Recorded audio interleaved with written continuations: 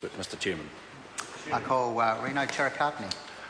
Well, thank you, Mr Chair. I'm pleased to make a contribution on the airport's cost recovery for processing of international travellers bill. I think I'll have the last word in before the Easter break. So Labor supports this bill, sir. When Labor was in government, indeed we were proposing to impose these recovery of costs for international airports, and so it is a good positive piece of legislation, and we are seeing the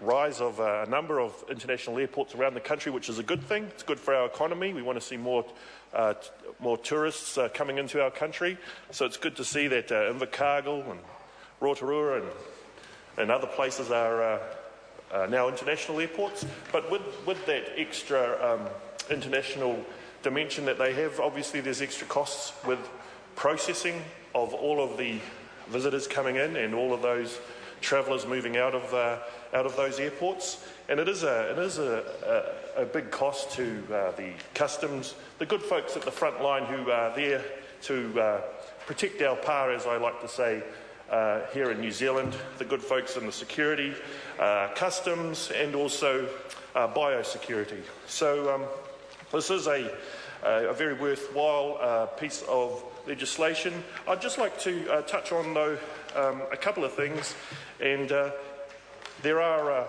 a lot of processing responsibilities and tasks that do fall upon our frontline staff, such as customs and biosecurity. And we know, I don't want to get, I know we're at the final sort of stage of before we break, sir, but we know that our airport staff are having to work a lot these days, a lot of processing, a lot of people immigrating, moving out of the country. There's been 1,000 odd whānau who are saying their goodbyes every week. So there is a lot of processing that has to be carried out, and there is a cost to that. And so, but that's indeed an unfortunate fact that we are having to overwork those frontline staff in terms of having to process so many of our good people who are leaving our country, particularly for Australia. And there are also other important tasks in terms of the processing of incoming and outgoing visitors. And one of those tasks is the money laundering. And I know that there are quite strict rules now in place in terms of the movement of cash in and out of New Zealand, which Customs now has to undertake. Indeed, if you come in with $10,000 cash or in some other form, you have to declare that, and those border cash reports they get transmitted right to the what's that special off-cans, I think they call it, off-cans within the police, which is that I think they sort of do a bit of work with the GCSB, but those reports have to go through to report any people that are receiving money or actually bringing money into the country. So there are quite a lot of processing responsibilities that customs and biosecurity do have to undertake, and so it's incumbent on the government, and I think it's commendable in this legislation that there is an opportunity to recover the costs, particularly for these new international airports, or those that have been newly established as international airports, re-established. And we also see from the legislation that the time frame for the cost recovery is a very reasonable period. It's only set at 2 years, and I understand it will be prescribed in regulations for a 2-year period. I believe that we were initially proposing 1 year, but I think 2 years is actually a very fair compromise between the government being able to recover its costs in terms of setting up the processing of all of these international travellers, but also it doesn't place too much of an ongoing burden on the owners of those international airports as well. So it does strike a fair balance. And Mr Chair, I think back to when I was looking at, Mr. Chair. Reno Cherokee. I've been encouraged to continue. I hope you're enjoying it. And it is a great privilege to be speaking on this great bill.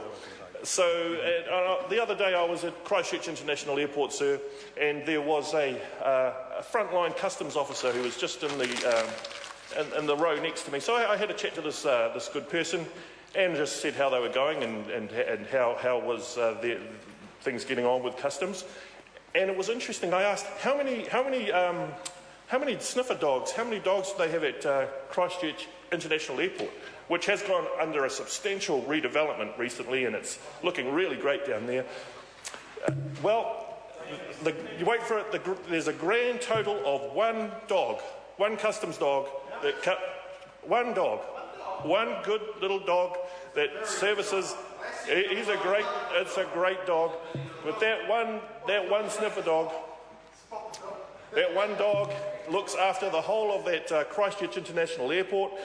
So, there have been definitely cuts to the front line, and I think we need to think of the extra burden that's going on, not only the customs officers, but also the little beagles that are really working overtime, and that's why it's important that we do have to recover the costs of making sure that we do not overwork and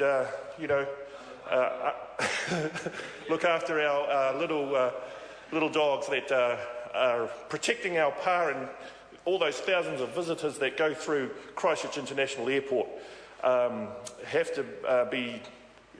So we need to commend that little dog and those customs officers for doing their work. And of course, we also know that there's been technological advances, sir, and they've got the gateway system now, and that is a really good system whereby we can go through quite speedily, processing with our new passports. And so instead of having to fill out these forms, border cash reports about if you are bringing cash into the country or giving it to people on the other side, it's all done electronically, and so those things are more processed more speedily. But with that processing, as we know, sir, there is a cost to it, and that's why this bill is a very good bill. Sorry to interrupt the honourable member. The time has come for me to report progress.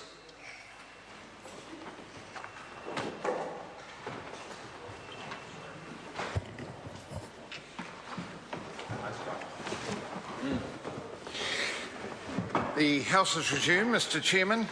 Mr. Speaker, the committee has considered the airport's cost recovery for processing of International Travellers Bill and reports progress.